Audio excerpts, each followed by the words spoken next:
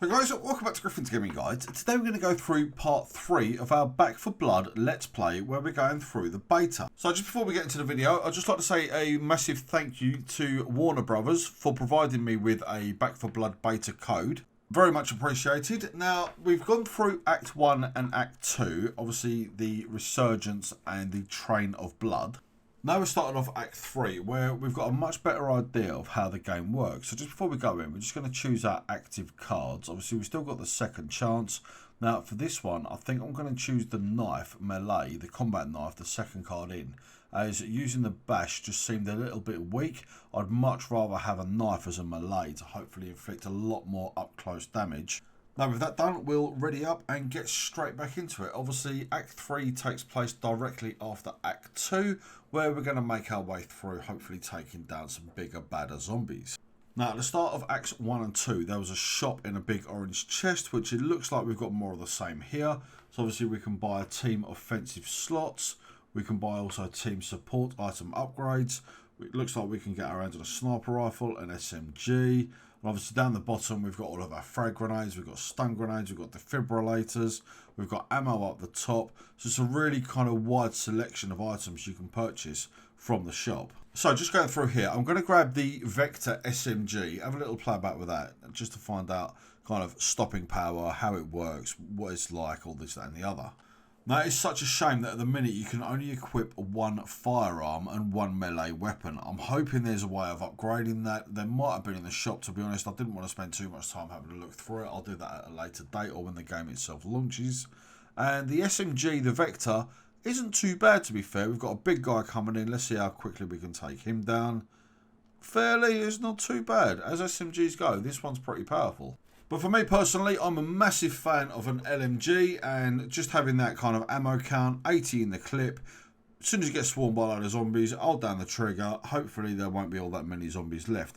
Now, it does take a long time to reload an LMG, but for me, I'd quite happily go and sit in cover for a second and then come back out with a full 80 round magazine, rather than having a 15 clip magazine like we've got on the Vector, where you constantly reload. You just lose a lot more firing time with that sort of weapon. But anyway, we've got a couple of objectives up in the top left. Obviously, Pain Train is the name of the mission, where we need to get back to Fort Hope.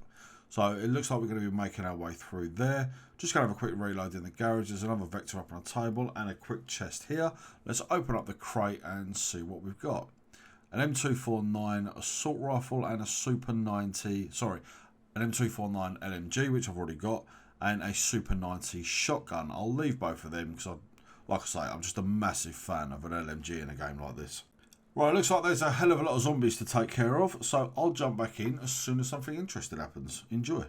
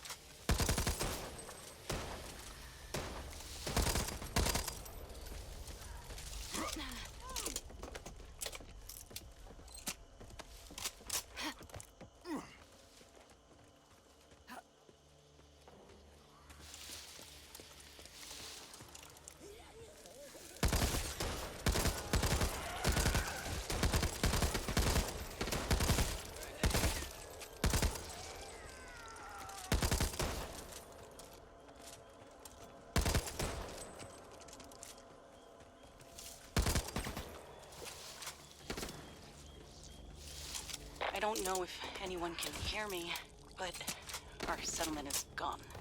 The infected have changed, mutated. I repeat, Evansburg is gone. No survivors.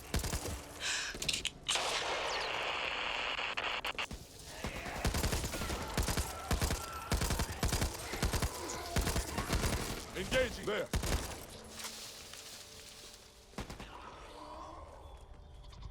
Ammo pouch here.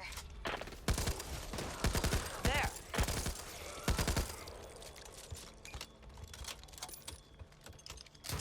You never have enough ammo. Machine gun. Ammo cache here.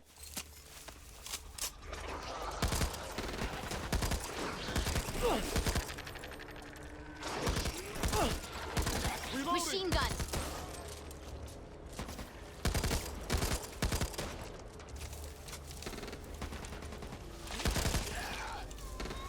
Bandages. Back! Hey, do I have a target on my backside? Sorry! Now the swampland area that we're going through at the minute does seem like a really well designed area. There's lots of little alcoves and little cutouts where zombies can be hiding waiting to ambush you.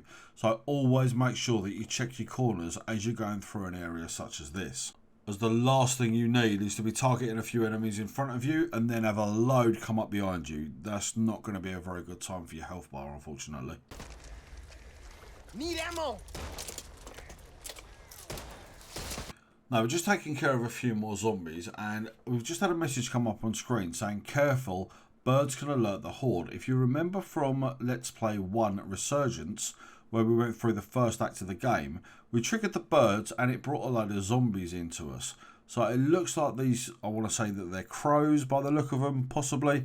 Some sort of mutated bird, whatever they are. They look a bit big just for standard birds. As soon as they fly off, they seem to attract a lot of zombies. So I've crouched here, allowing me to go past them without alerting a load of zombies, which obviously saves ammo, saves you getting hit a couple of times, saves your health bar, making you more prepared as you make your way through. So obviously watch out for the hazards as you're going through the area when you get the hold of the game yourselves.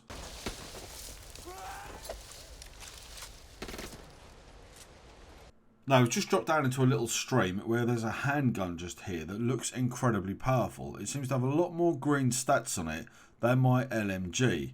Now I've still got a fair amount of ammo for my LMG, so I'm going to leave it for now. But obviously you never know when there might be a better weapon lying around the corner. So we'll carry on pushing through the mission and see what we find.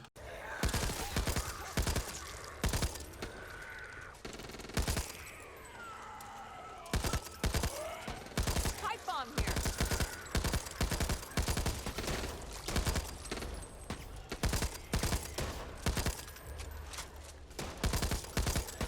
Going in!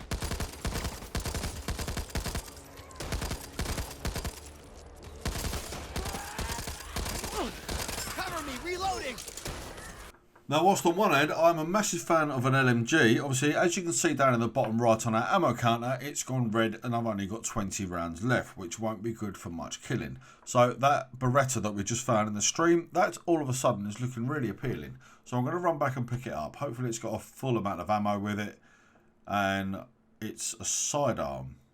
That's interesting. So the pistol has swapped out my fire axe, which is obviously my melee weapon that I picked up in Act 1, I want to say. So you can have two weapons as long as one is a sidearm and one's a main weapon, like an assault rifle, shotgun, anything else that you might be able to find, SMG, that sort of thing. So you either get a melee weapon or a pistol, which that's pretty handy, to be honest. That's good to know. So obviously having a pistol, I've now got a lot more range. Whilst I'm a massive fan of the melee weapons in this game, it's always handy to have a long range weapon. I know that possibly sounds a little bit contradictory from what I said in the previous video. However, having this amount of zombies coming at you that we've had in this level so far, I think I'd rather range rather than melee. Obviously melee, if you have to fall back on it, fall back on it. It's more than powerful enough to deal with the enemies. But obviously, where you can take out an enemy from a distance, they then can't hit you. So both melee and range, they both have their pros and cons. And let's have a little look on this table. So we've got an AA-12 shotgun, which, if memory serves me right, is a fully automatic shotgun. But I don't think I'm going to bother with that one at the minute, as we've just picked up a little bit more LMG ammo. Crate here that requires a toolkit. Interesting. So we need to go off and find a toolkit possibly to get in that chest. Probably got something good in there, or it might just have another TAC-12 shotgun. And obviously we've got a new objective come up in the top left where we need to find a way over the train car. So we'll have a little go through here. Big mission marker. Let's activate that, which seems to be making a bit of racket now.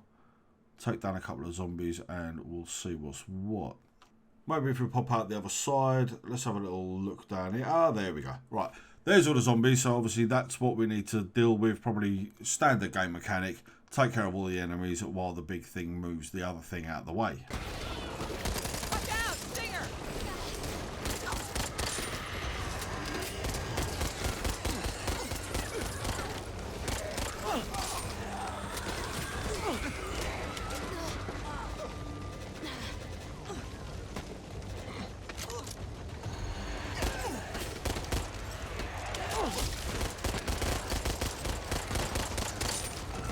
I think I need a catchphrase for moments like this. You know? Something cool. I'm surrounded.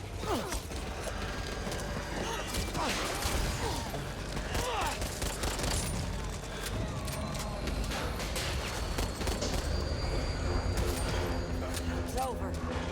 Everyone still standing? Too many ridden. Let's go!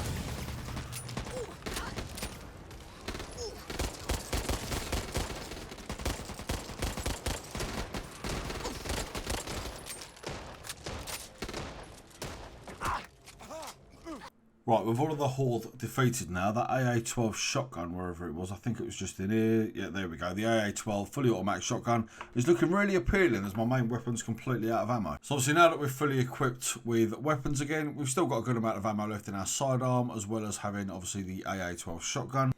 We can then press through the mission. Now it says find a way over the train car still, so we need to find a train car and get over the top of it. Let's have a little look around. We should be able to find it shortly.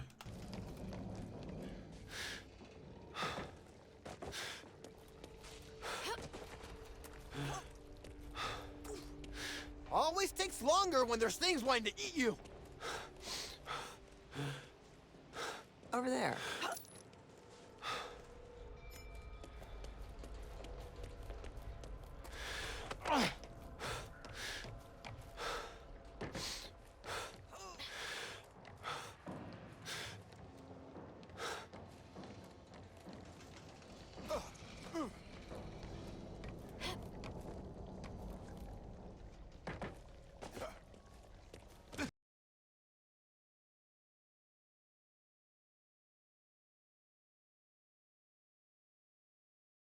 Right, now that we're over the train car, the top left mission objective has changed now to continue to the safe room. So I'm assuming this is the final area for Act 3. So we'll press on through. I'll jump back in as soon as something noteworthy happens. Damn, you stink.